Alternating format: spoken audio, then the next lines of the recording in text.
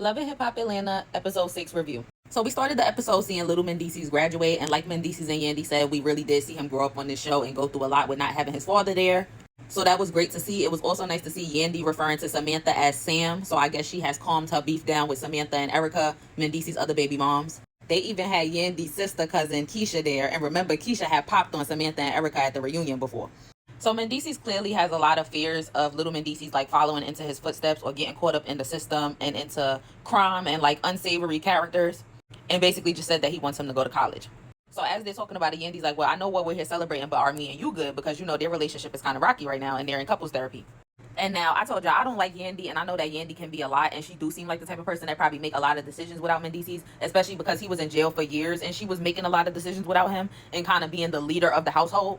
But at the same time, he really seems over it, and like he's not really that invested in the couples therapy and stuff, which is fucked up because she held you down while you was in jail. She could have left you, not been helping take care of your other kids, not beefing with your baby moms, and doing all that shit that she was doing. So, I mean, they both wrong, but it would be fucked up if they broke up. I'm not gonna lie. So we see Bambi and Zell together, and they start talking about everything going on between Bambi and Amy. And Zell was basically just telling Bambi like he got guys and girls, and I don't know why she was acting shocked. Zell always said he was bisexual, and he even always said that he would eventually have a kid with a woman and potentially be with that woman, like back when he was on Love and Hip Hop Hollywood. So none of this shocks me for real. And then as far as Amy, Zell is basically saying like, you know, that's 10 fucks ago for Amy, 1,000 dicks ago. She needs to let it go. And Bambi was like, I don't know why she even pressed about it. That must be her only nigga.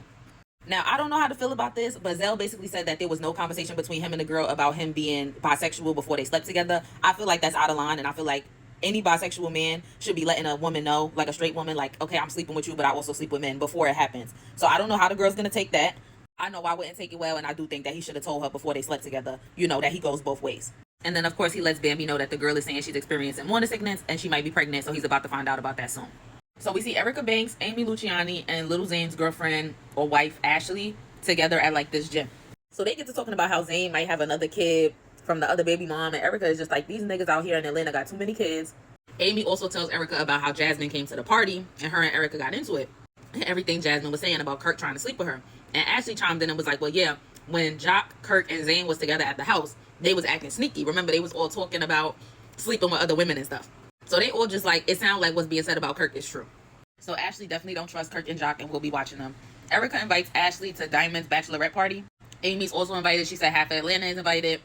Okay, so now Yandy and Mendeecees are at couples therapy. So they both have written each other something and just expressed themselves to each other, and it was nice.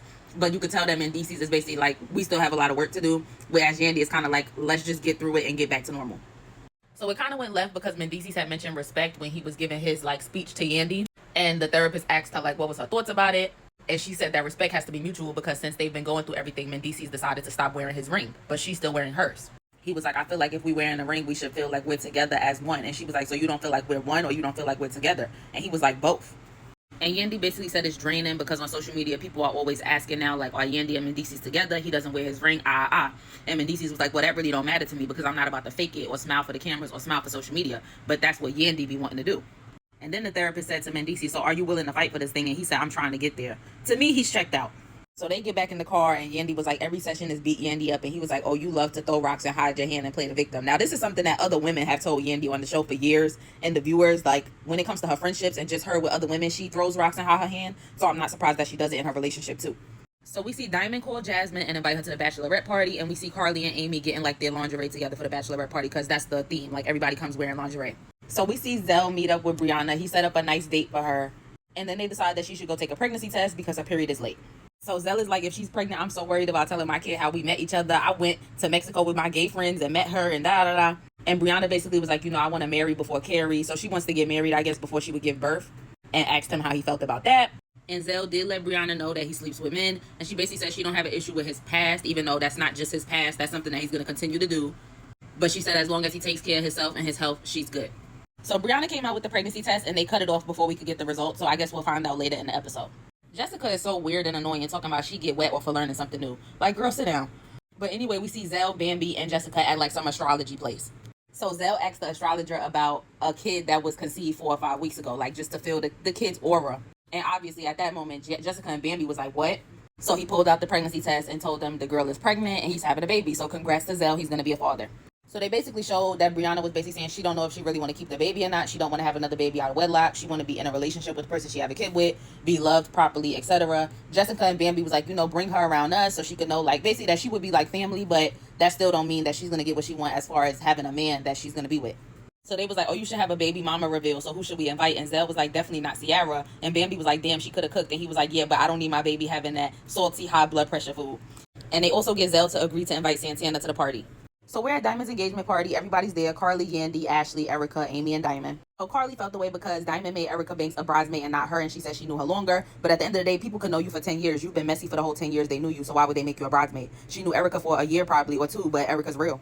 And Amy lets Yandy and Ashley know about the whole situation with Bambi. And of course, they agree with Amy, which I pretty much do too. I said, if they friends and she knew about it, it don't really matter how old it was. You should have just told your friend what was up. So we see Jasmine walk in, and once again, she has this friend Erica with her.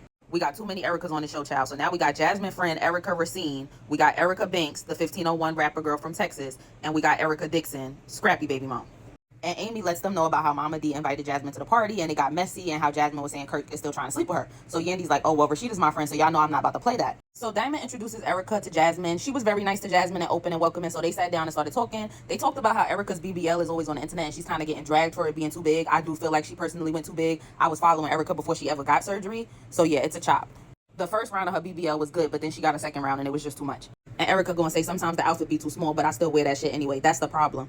So Amy was like, so those are Diamond's friends? And Carly was like, I don't know. And Yandy was like, well, I know you not gonna ask. Like basically saying you the messy one, go find out the tea. So Carly was like, I'm about to. So Carly goes up to Jasmine and she's like, hey, I haven't seen you in so long, and grabs her hand like, come on, let's go talk. And obviously Carly was the one who had put out the original information that Kirk had Jasmine pregnant.